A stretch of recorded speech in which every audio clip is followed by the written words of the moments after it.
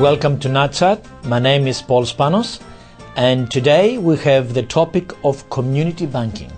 And with us we have George Prodromidis, who is the branch manager at East Malvern area in Melbourne. George, welcome. Thank you. And today the topic is community banking, and we need to sort of say to the audience what community banking is. I'm not sure if they know. Yep. Well, thanks, Paul. Just to give you a bit of history, if you like, community banking was formed some 16 years ago, when the majors were pulling out of small towns.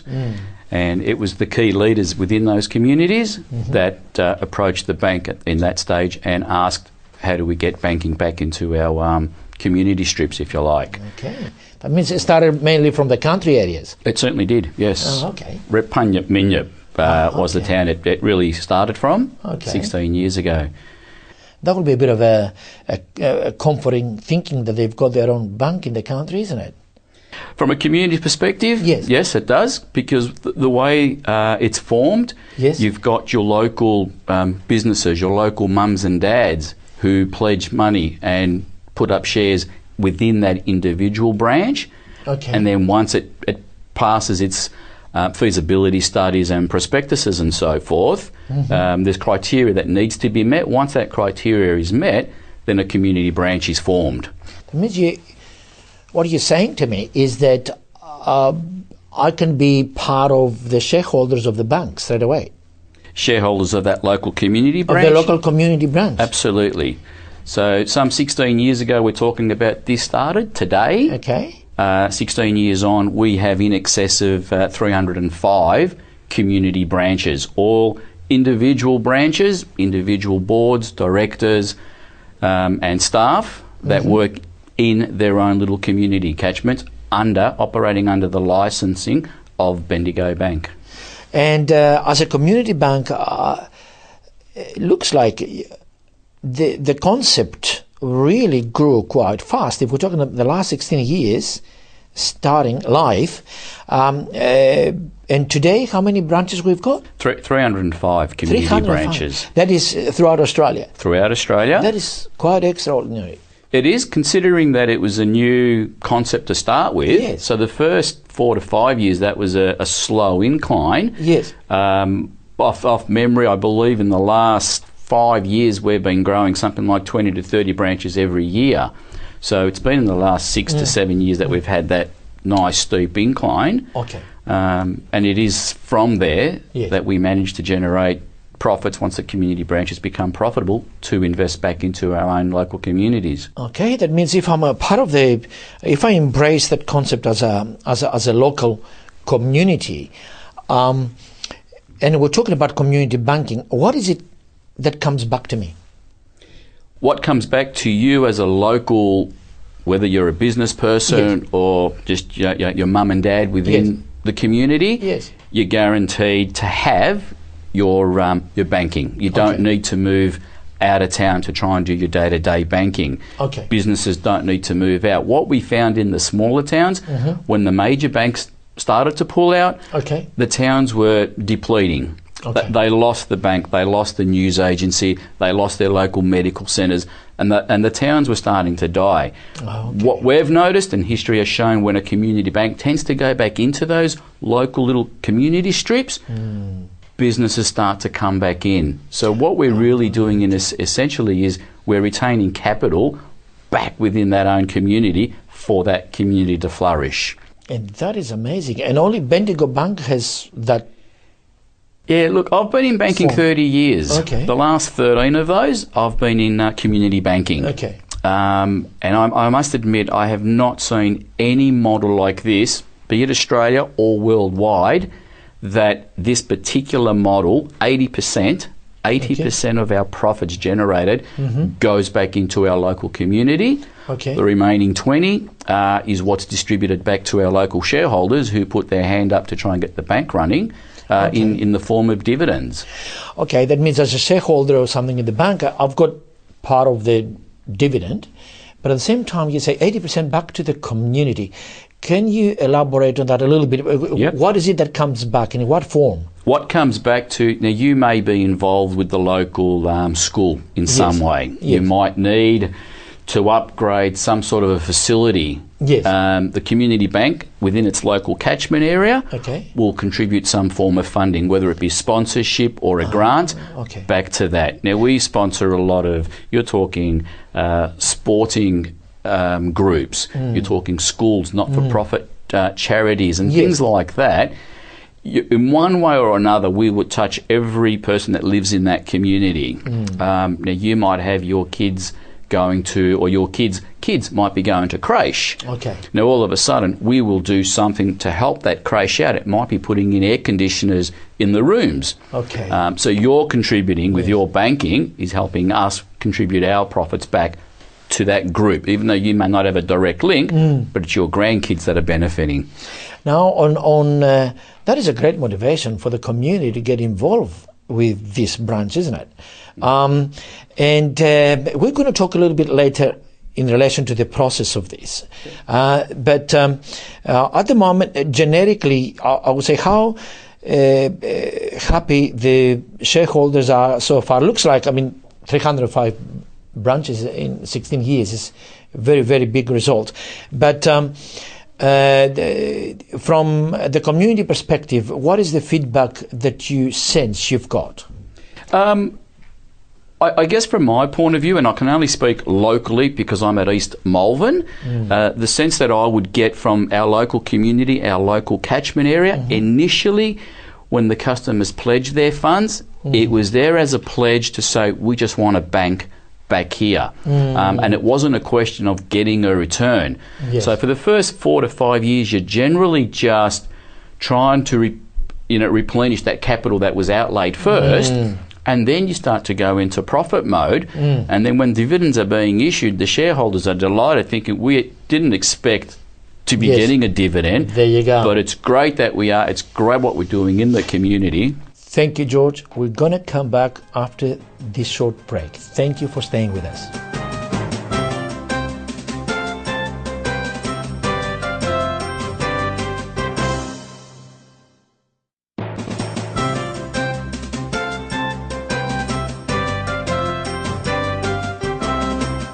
Welcome back to NAT, and we continue the interview with George Prodromidis, the bank manager at East Malvern with Bendigo Bank, the community bank. We did speak about the community bank, and you mentioned to us about the profits that come up. But I would like to go a little bit back, and I can say we can hear the big banks that they have huge profits and all of that.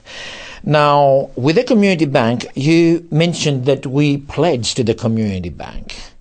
How that pledging works, for example, in financial terms, you go to East Malvern. If I go and move to East Malvern, and I'm a small business person, a hairdresser or something, or I have a coffee shop in there, what would be your approach to explain to me in relation to how community bank can benefit me and the community? In simple terms, from a small business, if you like, yes. As I explained earlier, if there isn't a bank within the shopping strip, yes, the local strip tends to deplete and moves away. Now, I guess as a small business owner, you would want a flourishing shopping strip. Correct. If it's not flourishing, your business doesn't flourish. Correct. So that is one small term in relation to that. As far as your banking and that is concerned, from a community bank's perspective, for the 13 years that I've been involved with community banking, it's been Bendigo prides itself on the level of service. And I can certainly say that for myself as well. Yes. That means I come to you as a customer, as a normal bank customer, with my checkbooks, accounts, or whatever.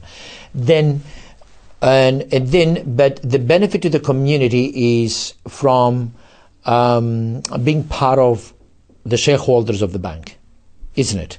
So,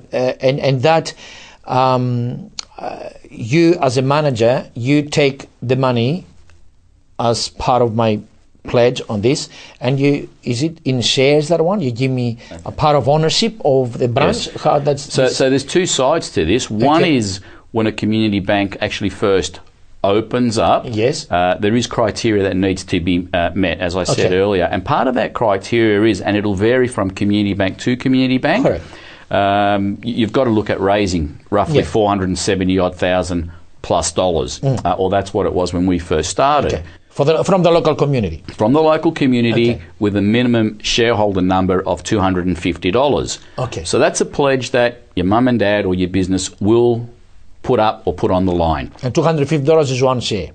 250 shareholders. Shareholders, And each individual shareholder might decide, I only want to put $500 or $10,000. They do tend to vary. Once that criteria is met, the capital that's raised helps establish the community branch. So you'll get the doors opened, you'll get the furniture put in, you'll employ the staff hopefully at the local level. So that's where we retain capital within the community. I mean, the locals own that branch? Absolutely. With that, and that's the key, not only do you become a shareholder, but we would certainly love for that shareholder to also now become a customer. And it's when they're a customer, now this is where your whole world opens up here, is as a customer now, I don't know of anyone who hasn't got a bank account.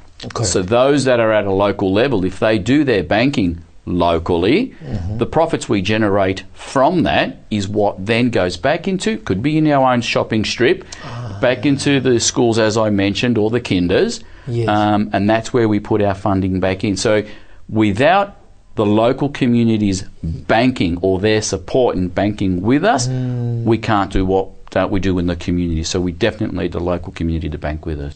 That means there is an extra motivation for the local community to be involved into their own banking branch.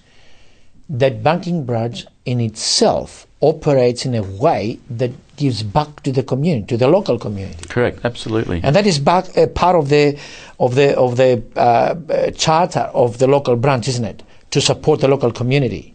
That's part of our franchise, yes. Okay, that is quite pioneering. How does this came up as an idea 16 years ago? What really triggered that idea? It's really a pioneering idea. It is a very pioneering idea. It did start off with our ex-managing director, Rob Hunt, who got together with the Repugnant Minyip community branch. And it literally was, as it's explained to us over the years, it was just over a coffee table, over a piece of paper. Well, this is how we think it could work. It has evolved over the years, and things have become more formalised, and this is how the model could work and how it should work. But yeah, it's a far cry from where it first started 16 years ago. Look at that. That has been really a good journey, I suppose. And having said that, that started from the country areas to the city areas now. We have Bendigo Bank across the cities. What is, from customers' perspective, do you see a lot of appeal within the local community in the cities as well? The demand is somewhat different in the city as opposed to country towns. And the reason I say that, in a country town, you know where your boundary is. In a city, there's overlapping boundaries. Within a 2 kilometre radius, you might have another community branch, which is separate again. So defining where your community grounds are is somewhat difficult. In an inner city area, there is a lot more, as if I could say, wealth. So identifying a need that the community needs sometimes is a little bit more difficult. Or a project that we could invest in to the local community. Whereas a country town, it's a lot easier to identify. That's right, because you have the central town, and then you have the small sort of area towns. But that means the benefits and the rewards for the branch, it is exclusive from the defined area. Yes. It is a defined area. It is a defined area, Paul, in the sense of where the community branch puts its funds into. It doesn't stop, however, customers outside of the catchment area, for example, wanting to bank with that local community. But the bank doesn't have any problem of me being a customer, for example, and I live in Thornbury or Doncaster areas, or for example, the banking network is not disturbed. No. Because of the community identity of the branch. Correct. No, it's not. Okay, so there is any obstacle between collaboration of the branches.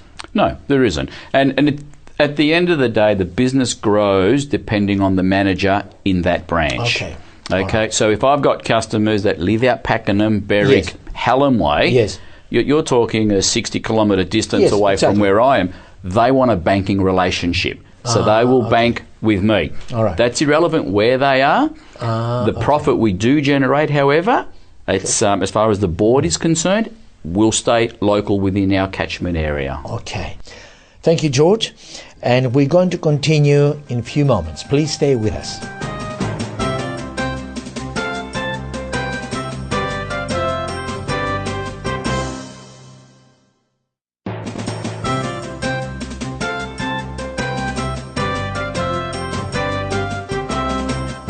Welcome back to NAT, and we continue our conversation about community banking with George Prodromidis from East Malvern branch of Bendigo Bank. George, let's go into a different angle of the community banking. How do you know what project to help in the local community as a local branch? What we tend to do with the local branches or the community banks, if you like, we have what we call good for community, good for business, and it's a forum that we run. Okay. And we'll put on a night, and we'll call in all the key leaders within the community, and we'll sit around a table, and there could be 20, 30 of us around a table discussing ideas. And what we will do is collaborate all that information and pick up 2 or 3 common themes that might be going around. And part of it, talking about leaders, talking about business leaders or sporting activities leaders or whatever it is from the community. Leaders within the community itself. All right. They're the ones that are more connected than what we are. Yes. And it's those sort of people that get to hear from their families within the group that they're involved with, what's the need. And the need might be, we need to do more with education, we need to do more with the elderly. Whatever that common theme is that comes out, we will try to pick 2 or 3 of those items and then put it back out to the community and say, this is what we would like to run with, how do you feel? And then we look at getting buy-in from the community in that respect to try and put those projects out there. And we would put the initial pledging. And that is quite a smart idea, because you can identify what projects really are needed in the community that would have more impact to the community, isn't it? Absolutely, yes. Yeah. That is even as a marketing tool, it's an excellent idea. So you can really pick and choose exactly what is needed over there and appreciate it. And do you think you have enough support from the local business as well? Look, I would love more support, clearly. All right. We're in an environment at the moment where rates are very low. Yes. There are people that will continue to shop, and our existing managing director, Mike Hurst, he's got a great saying: if we're going to compete on rate, it's a race to the bottom of the pool. Okay, we're consistent with our rates. Yes. We're certainly not the cheapest in the market, because we provide a great level of service. Yes. So from that perspective, I'd like to think that we're not out there to chase rates. We're out there to provide a service, a good product that our customers require, and they trust us. And from that perspective, we've got a great brand. The surveys all say we have a great brand. Customers appreciate and like us, and they want to do more business with us. And that's right. The customers telling us that. That's right. And on can you give us a little bit of the size in dollars and cents, if you like, and how that help back to the community, how the community has felt so far, and the size in dollars, a little bit of statistics. Okay. As a whole, as I said, the community bank's been running for some 16 years. It's in that period of time, and I'm talking Australia-wide now, the community banks have given in excess of $102 million back to the community. All right. This year, this financial year just gone, we've given back 20 million, which was Australia-wide. So in the last 5-6 years, that's had an exceptional growth level, because most community branches are now becoming more profitable. So in the years to come, that figure's just going to grow. I think it was 3 years ago, we were sitting at about 60 million. So that figure's really just sort of started to creep up. At a local level, from the East Malvern perspective, we've been running some 14 years. We've given back $2.6 million back to the local community. Very good indeed, yeah. And I've just got a couple of statistics, if you don't mind. Yep. But just to give you an idea as to where that funding has gone to. But, for example, the sporting clubs, be it your football club, tennis clubs and so forth, we've given back $1.3 million. Education to the schools, the kinders, disadvantaged organisations is $450,000. Community groups, which vary from cystic fibrosis or camp quality, Royal District Nursing and so forth, has had $700,000. And the other one that we do at a local level, because the board feel every community branch should have the opportunity to do exactly like what we do. In those situations, we've also given, for example, to the Charlton community branch when they had the floods that went through there, and Namurka when, again, the cyclones and all that went through there. In those special situations, we would still give out funding which is outside our catchment area, and that was in excess of $150,000 we had given out, because we want to see our partners succeed in it as well. Gee, that is amazing. I like, because your charter in itself contains that collaboration with the community and feeding the community back from what the community has given you in the first place, the trust doing business with you. If I can touch the last question, what is your collaboration with the government bodies? Is there any sort of collaboration with that? Do you find any support in that? There certainly is, and it'll vary from community bank to community bank. If we touched back on the first point, which was the good for community, good for business, where we seek to get something up and running. And I'll use an example where you might need lights for your sporting ground. Okay, and that was one of the needs that was identified. The reason being is it's not one club that uses it. It might be 4 different groups that use that one facility. Now, all of a sudden, council might decide, for whatever reason, it's only 1 or 2 people that keep talking about the light, not interested. As a community bank, we're seen as the hub, if you like, and people come to us. And once they come to us and say, look, we've got a need here, like it's been identified, we need to have lights. We might start the initial pledge and say, well, okay, we'll put $10,000 on the table. You guys within the community group who use the facility, if you can put $10,000 on the table, that makes it $20,000. All of a sudden, you've got the buy-in by community. We go to council and say, there's $20,000 on the table here. We need these lighting facilities. What tends to happen, and if we work it well enough, we do sit around table with council, and we do have state and federal governments involved as well to get these bigger projects off the ground. So yes, there is collaboration. Gee, George, I like that concept, because you work as a link between business, government bodies and the community, all of them inclusive to collaborate together to support the community. And George, thank you for being with us today. Thank you very much. And to the audience, thank you for watching us, the NAT Chat, and we'll see you next time, next week, same time.